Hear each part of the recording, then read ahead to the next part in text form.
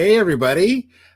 Mickey Mouse says it is 7 o'clock on a Wednesday. So, your boy Doug's got to be here to talk to you. So, welcome to Engagement. So, for those that don't know, my name is Doug Robbins. I'm a wedding officiant. I'm also a passionate foodie, a celebrant, entrepreneur, a guy who just likes to talk a lot and very inquisitive. So, what do you do when you're all of those? You start a show, a broadcast where you can ask people questions and talk to them from the comfort of your house because it's COVID, maybe with a nice little beverage. We encourage that, of course, only if you're old enough. And I get to talk to people about things that sort of tickle my fancy, and I get to do it because it's my show. So we started off with doing a bit about weddings, and now we're on to something bigger and better. So I'd like to welcome you all to Engagement.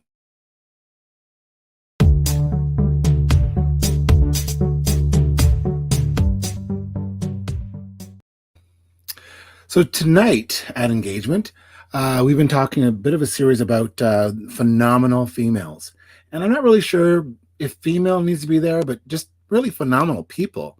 I happen to have a great passion for the females in my life.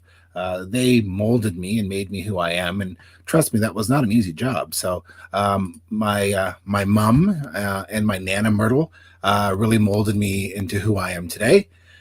And a lot of the heavy work and lifting has also been done by my wife Andrea, who has dealt with me in my I don't know, post-adolescent, early adulthood sort of life.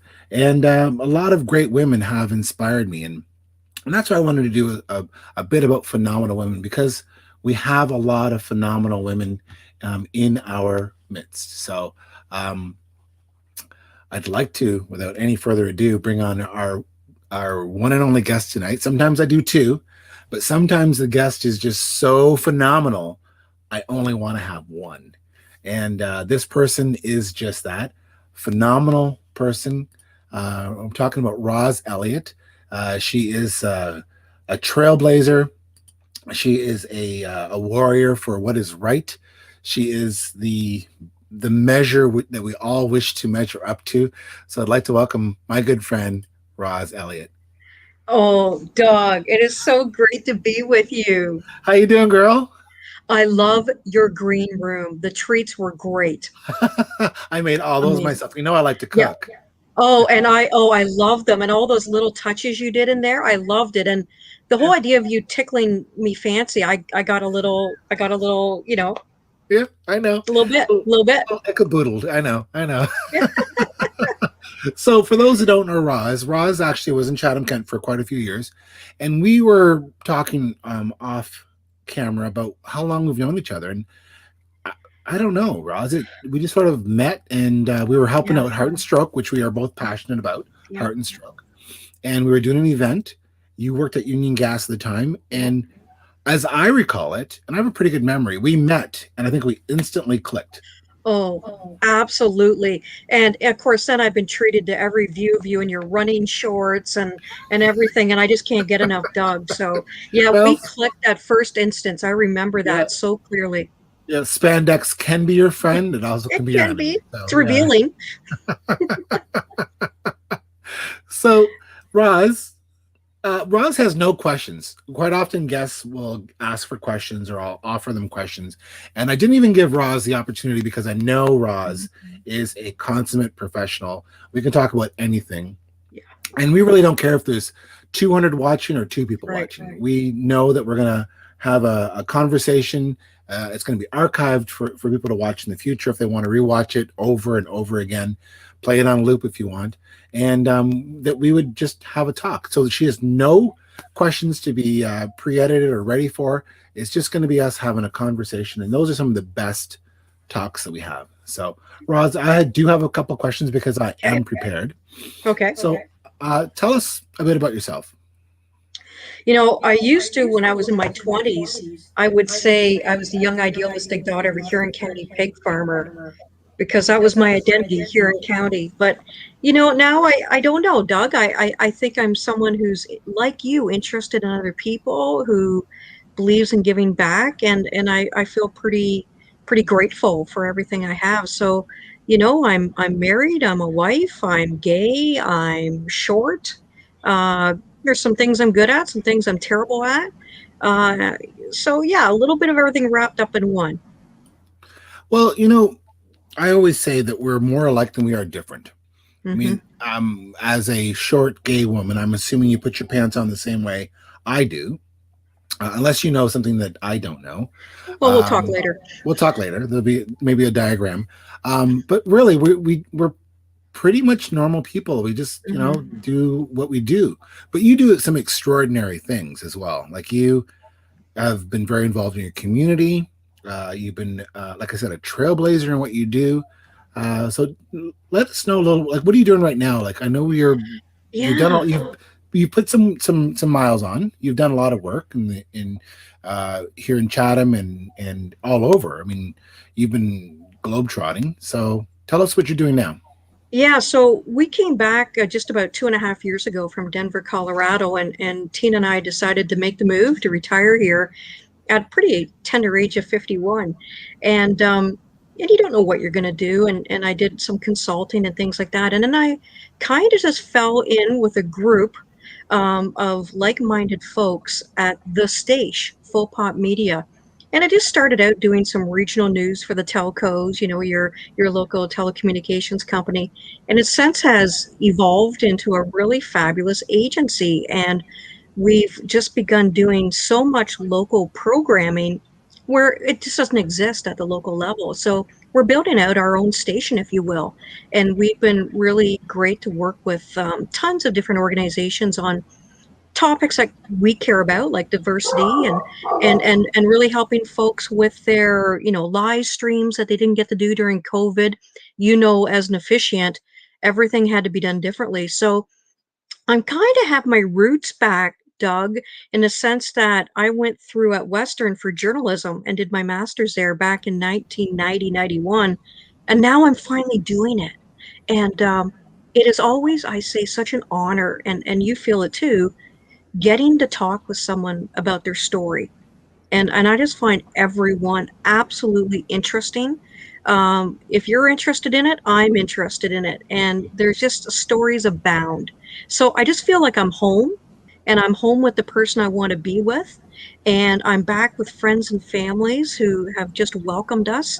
And now is time where I can help give back and do some things that maybe I wasn't able to do in my 20s. That's awesome. I think you hit it right on the head. A lot of people go through life and they keep everything bundled up, or they strap it on their shoulders, and you don't know their story. And there's a great song by Amanda Marshall. I heard it this morning Oh, at 6:30 when I was out for my walk. And you don't know if that cab driver has a PhD. yeah. And that really that I heard that song this morning when I was out for my walk, and I thought of you, Roz, because I know that Oh, that's you take a page from that book as well. You I don't do. know. You You really don't don't. know. You know Until what you hits me, ask or Doug? talk. You don't know. You don't know. It hit me a while back. I was reflecting on a book that we read in high school, and it's a good Thamesville story by Mm. Robertson Davies and Fifth Business.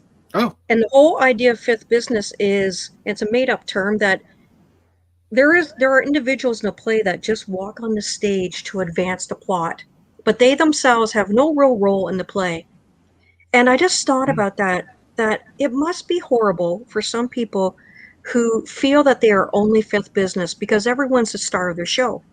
And so for me, I'm fifth business at times, and I should be. I should be putting people forward, and I have to make sure not to suck the energy out of a room because there needs to be air for everybody. And at times, I should just sit back and let others have it. And it's as simple as even, I think about it with customer service and being at a great restaurant or your local diner.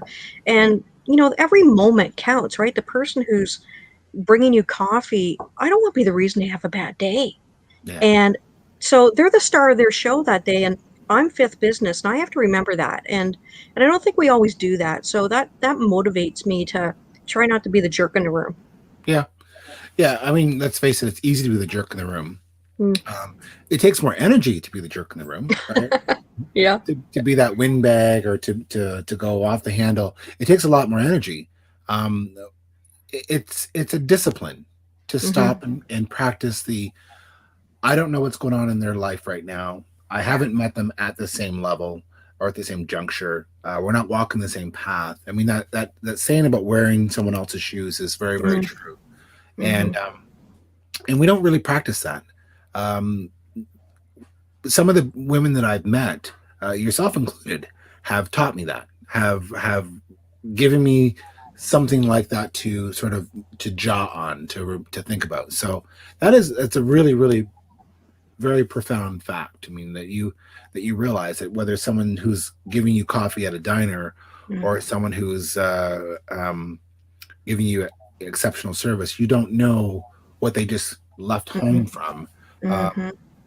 and whether they have a happy home or not, an unhappy home, we Right. don't know, and they try to leave that back there because they have no they have a job to do. We all have a job, right? Yeah. So Yeah. I know your show itself is ongoing. Tell me a bit about your show. Oh, It's not as so big as it's we not. Your show is way bigger than my show. You're Oh, I like doubt it. And you know what? I told everyone about your show on Facebook tonight. So we're going to see if we can get some views as well because perfect. everyone wanted to meet Doug Robbins, I'll tell you. Um, so we do a lot like you do. We go live. We took the opportunity. We almost felt a calling during COVID. We kind of jumped into the vacuum and said we need to focus on the local area. And for us, that's Huron, it's Perth, it's Bruce, Lambton, and make sure that we're getting to officials and whether it be healthcare, Huron, Perth, public health, and just getting the stories out there and getting credible sources out there. So we were going live at a drop of a hat from last March till this March. And then we saw the need for, you know, festivals that weren't happening. So we did virtual festivals that showed across everywhere. And because of the fabulous founders of Full Pop Media, they're just so creative and inventive.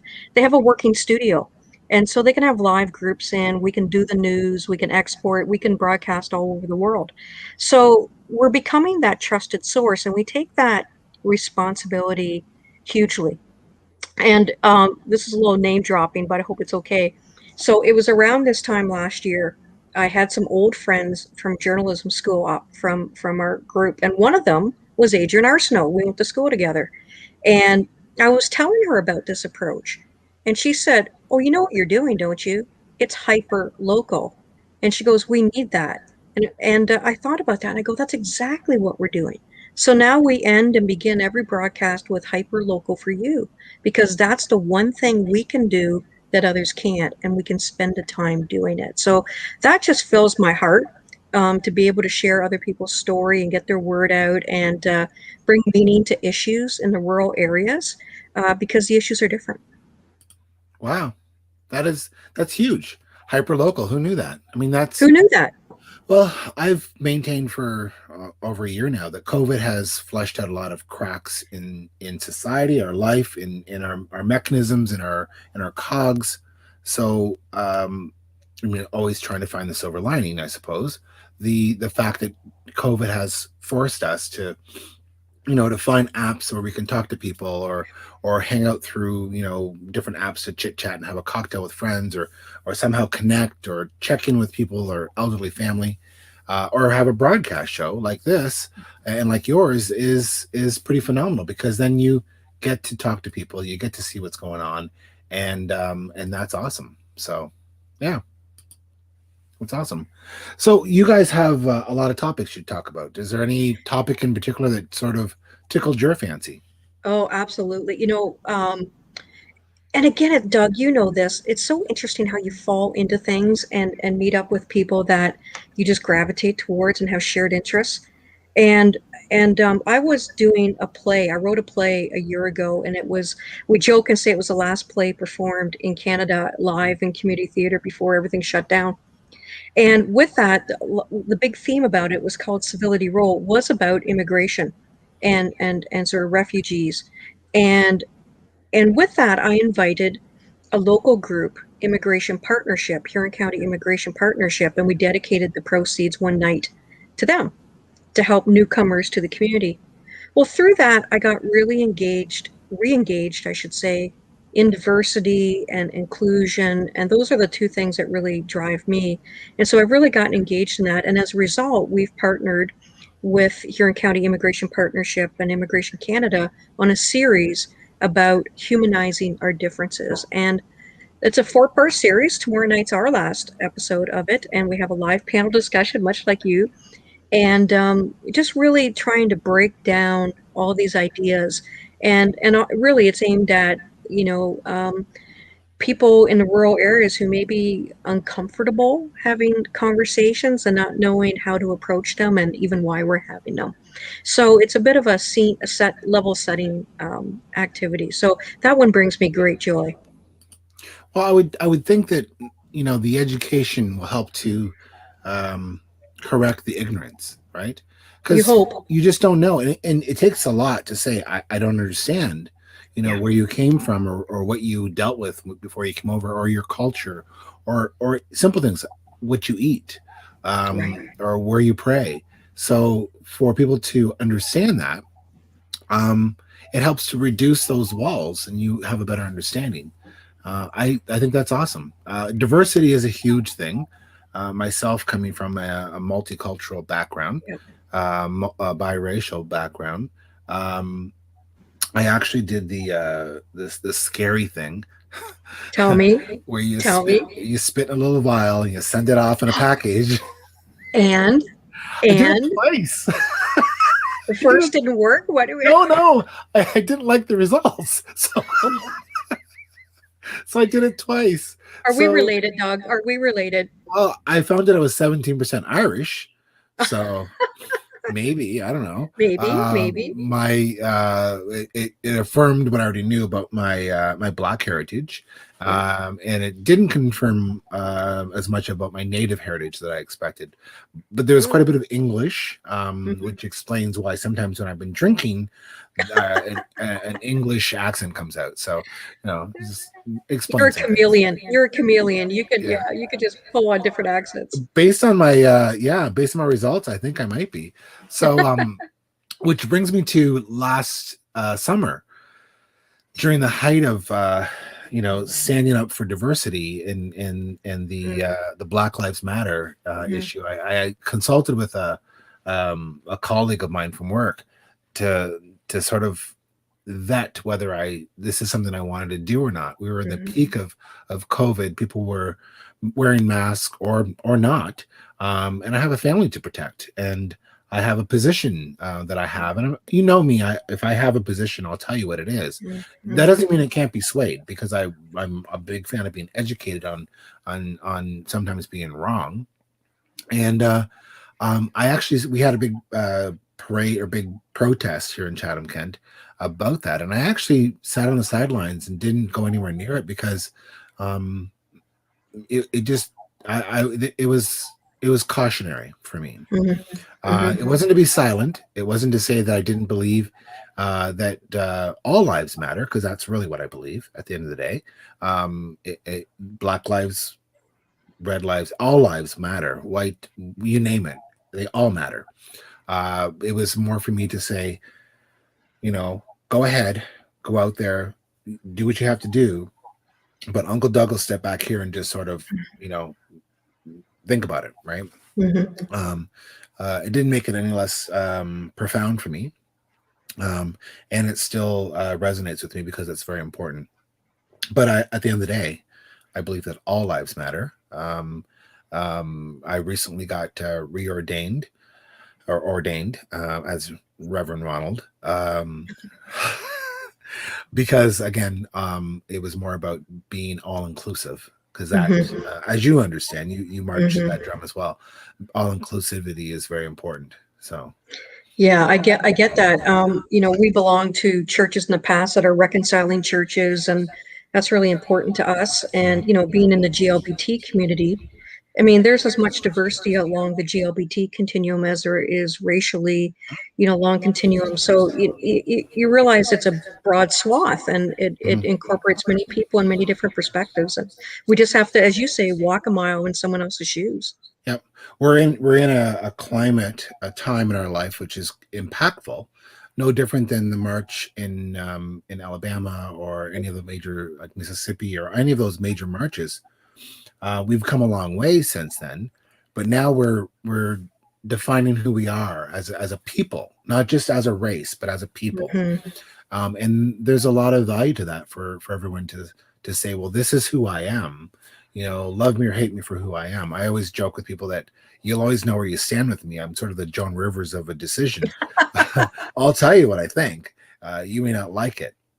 And a really intelligent woman I met, her name was Nikki.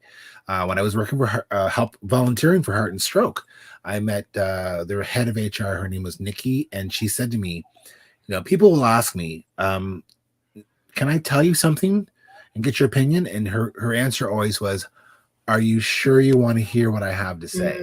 Hmm. And I still hear Nikki saying this, and Nikki's a phenomenal Hmm. lady as well. I should have her on here. Yeah, yeah, And she, says that, like, are you sure you want to hear? Because not everyone is able and willing to meet you at that that's right. juncture, right? In their life, they may be on a different path, a different level. They may be in a different headspace. So yeah, are you able to? I'll listen and I'll react if you're able to absorb it. So Yeah, uh, there's readiness, right? We have to be ready, just like you have to be ready if you want to lose weight. You have to really be almost uncomfortable enough to say, I need to hear this and I'm going to do something with it. yeah, And we're not always at that position. very true, very true. We're not always at that position.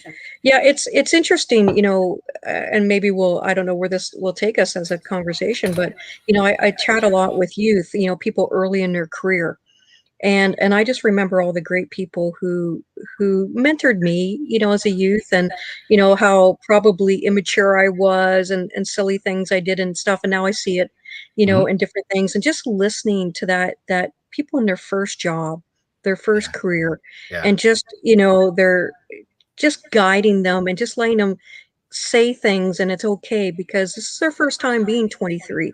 yeah. It's I'm on my second time around at least. uh,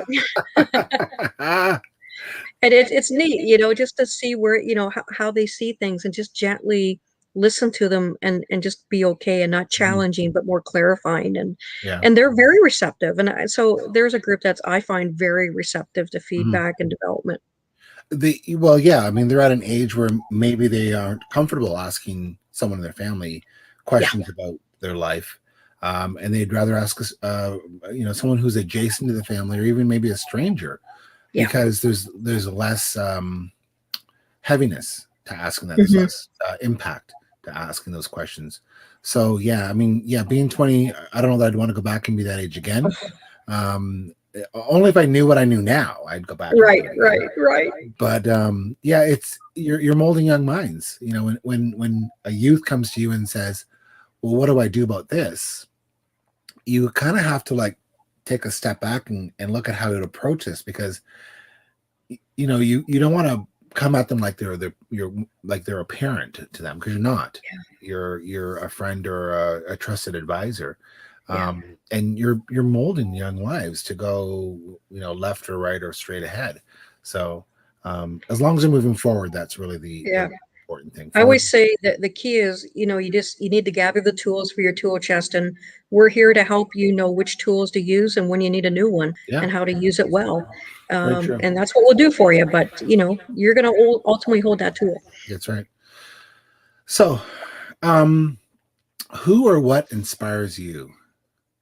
Oh, who or what? Well, Doug, I got to tell you, I love humor. Humor for me is part of storytelling. So I love going off a bit, and humor that inspires me. I love smart humor. I love not people who drop, offensiveness. I can be funny, but I find clever humor. I love Joan Rivers. When you saw Joan Rivers, I adored Joan Rivers. Mhm.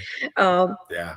Love that. I get inspired by music. I'm not musical. I can you maybe pluck a few chords on a guitar or ukulele, but I'm certainly not musical. But boy, I admire it. Yeah. Um, I admire authentic people. I admire people who don't shine a big light on themselves, that don't have to steal the stage. I like finding these people who um, just occupy a small space but deliver a big impact. And there's a lot of people out there is like, look at me, and I don't want people looking at me. I'd rather shine the light on someone else. And you're like that too, I know. So I just like to leave things a little bit better, and I get inspired by people who do that and are gentle with the world and gentle with others. Your impact doesn't have to be huge. It can be small. No, no, Sometimes the smallest impact will make the biggest, yeah, ripple in the pond. yeah. And when you talk about shining the light, so my background actually was business and arts, and the arts happen to be photography. So in photography, you learn to reflect light. If you go to a photo shoot, there's someone holding a big white disc that's going to reflect the light towards the subject. And if we were all more reflective when it came to that, like it hits you, but it bounces off. Yeah. And if we're all more reflective, wouldn't that be awesome? Ugh, That'd be great. yeah.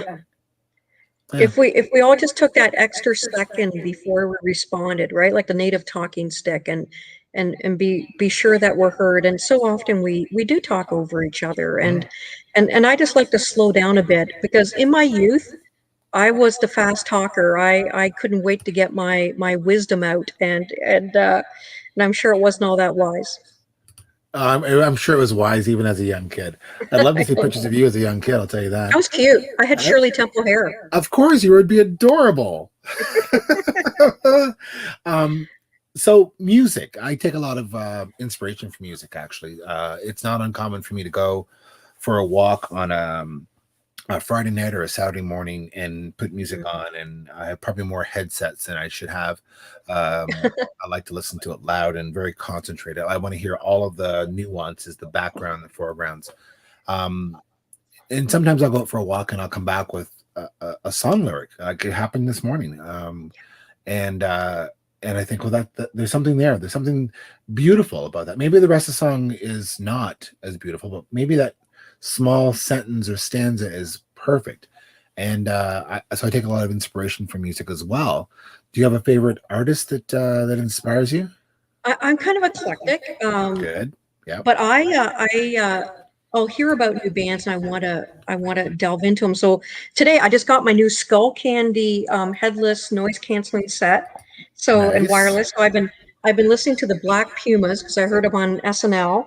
Love them. I love Leon Bridges. I just Yes. love him. I saw him in concert in Denver in a small dive. Cornbread. Loved him. Oh, his Loved song him. Cornbread is Oh, phenomenal. fantastic. Yeah. Lake Street Dive, saw them down in Santa Fe. And so we used to have this great spot in Denver, Doug. You would love it. This is a great kind of getaway for you guys when we can again. It's a natural amphitheater. It's called Red Rocks. And we would go and hear, every band's played there, like U2 and the Beatles and you name it, they've played there. And so we'd go see some of the classics there, even old bands from the 70s, but all the new stuff too. And we saw Grace Potter there with Lake Street Dive, and just amazing. And just feel the soul. So I like all sorts of music, but I do like something that has something to say. But I love that kind of, it's got a beat and it's a little bit of alternative. That's pretty good stuff. Absolutely. And Yeah. Amanda Marshall, when you said Amanda Marshall, Love love Yeah. Amanda Marshall. Love her. Love Yeah. her. Yeah. Yeah. Yeah. Yeah. Big fan.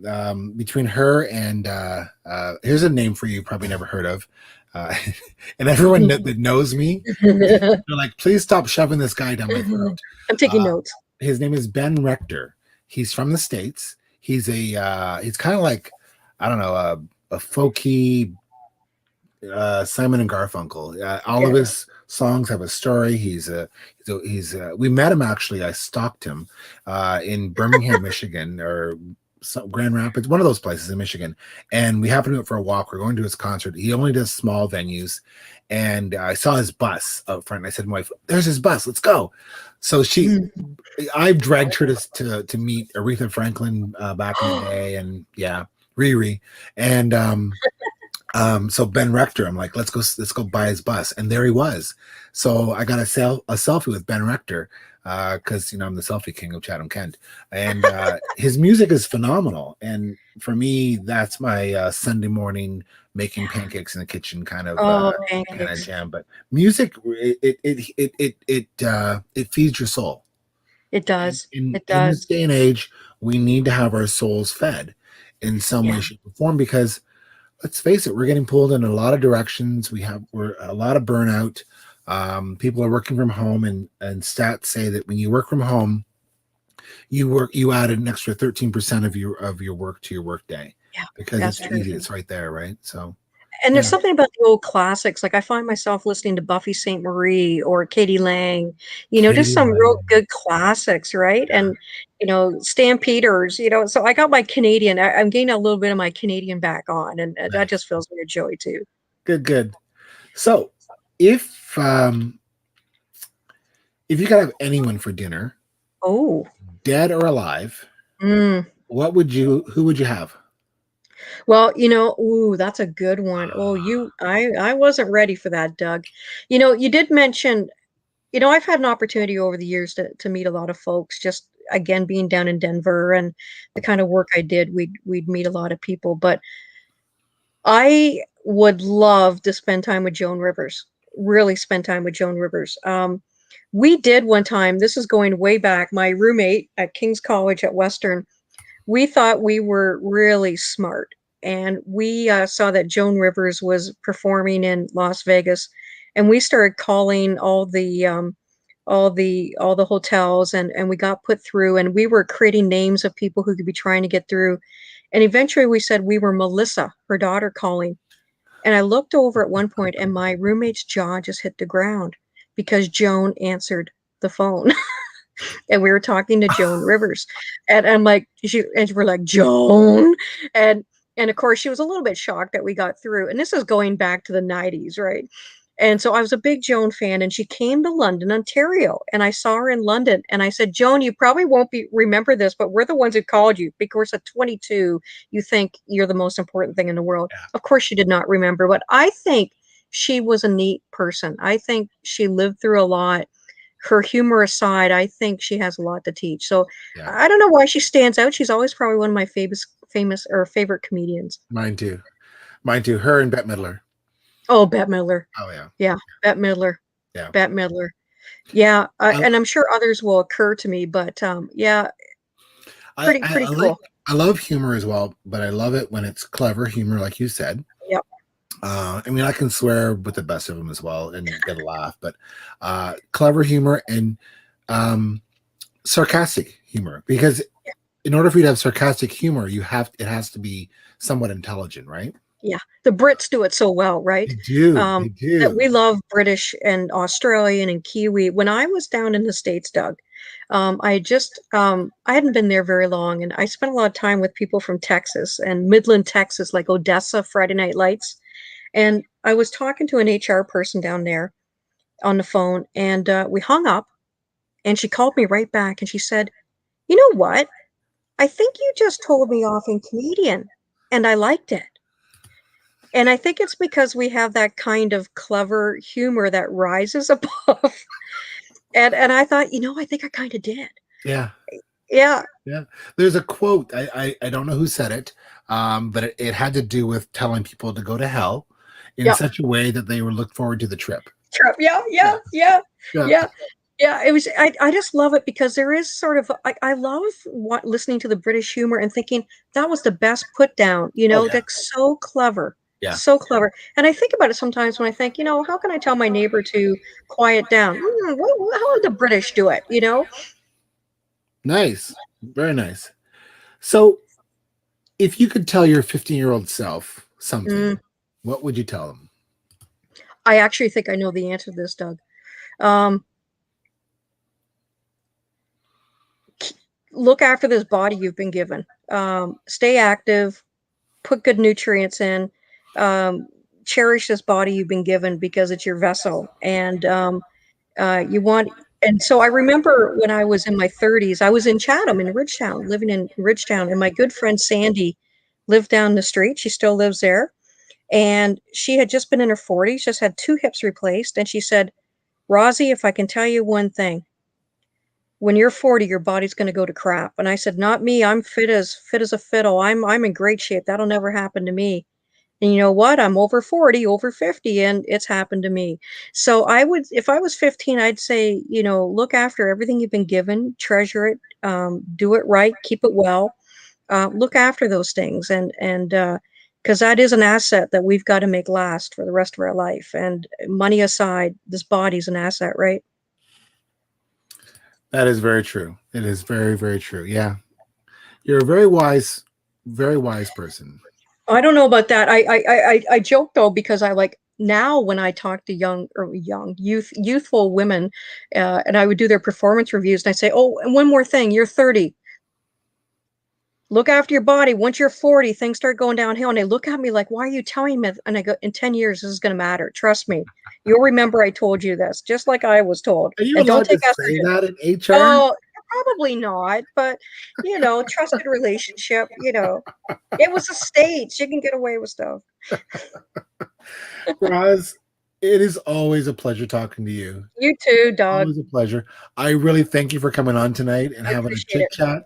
And I looked forward to this all day. I was like, oh, Me I'm too. going to talk Me to too. Roz tonight. I'm going to talk to And I, Roz. I, I felt that I got a little bit of my CK friends. I got a little bit of my Chatham Kent groove, and I miss you guys. And I'm always thinking about you guys. You were so much part of my life and filled me up and just helped me be a better person. So thank you and everybody there. We miss you as well because you would always light up a room when you walked in. There was always clever conversation and caring, clever conversation at that, which is important because that's missing from a lot of talks these days. It is. And back at you.